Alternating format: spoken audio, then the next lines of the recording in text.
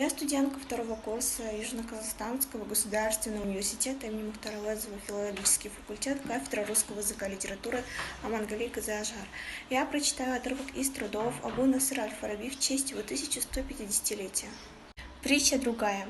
Есть про того мудреца, странником было что. Как-то в Халебе Саиф ад-Даула, султан, местный правитель, всех пригласил во дворец, знатных ученых, также поэтов позвал и мудрецов он.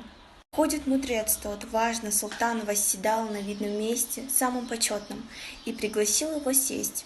«О, повелитель!» — гость говорит, «где мне сесть?» Саиф отвечает, «Здесь по достоинству все место находят». «Выбирай же!» Гость подошел, подождал и не садится. Рядом с султаном встал и промолвил так, что все испугались. «Место свое я прошу вас уступить мне, больше не вижу здесь я места достойней». Стража вскочила, но их султан удержал и говорит им на им понятном только одним языке. Пусть посидит он, если он мудр, то простим, вы потерпите, если не тот, кто он есть, строго накажем. «Да, правда ваша», — вдруг отвечает мудрец, сев на то место.